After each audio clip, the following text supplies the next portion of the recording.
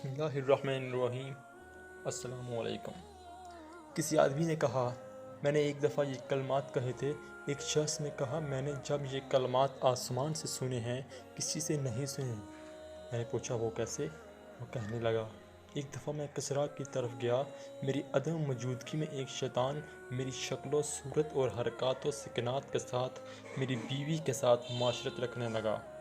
اس نے آواز بھی میری طرح اختیار کر رکھی تھی، اس لیے میری اہلیہ کو اس بارے میں کوئی شبہ نہ ہوا۔ جب میں سفر سے واپس آیا تو اس نے خوشی کا اظہار نہ کیا اور پہلے کی طرح اپنے آپ کو آراستہ نہ کیا۔ میں نے تعجب کا اظہار کیا تو وہ کہنے لگی، تم کہیں نہیں گئے تھے؟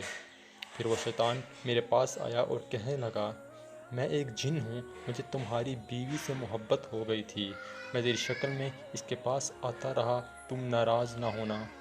دو چیزوں میں سے ایک اختیار کر لو، یا رات تمہارے لیے اور دن میرے لیے، یا رات میرے لیے اور دن تمہارے لیے۔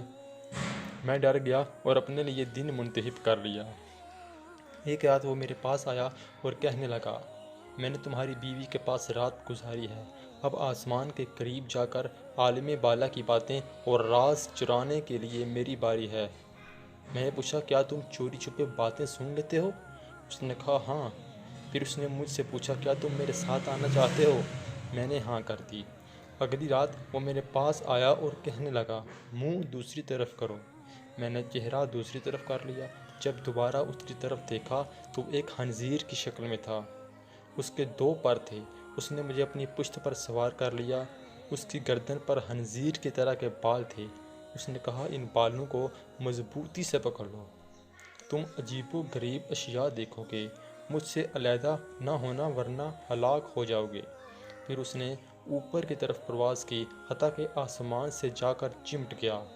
میں نے کسی ہاتف و غیبی کی آواز سنی، وہ کہہ رہا تھا، لا حول ولا قوۃ الا باللہ، ما شاء اللہ کان وما لم یشاء اللہ لم یکن۔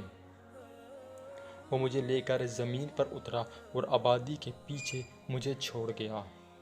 میں نے وہ کلمات یاد کر لیے۔ صبح میں اپنے اہل خانہ کے پاس آیا، پھر جب وہ شیطان آیا تو میں نے یہی کلمات دہرائے۔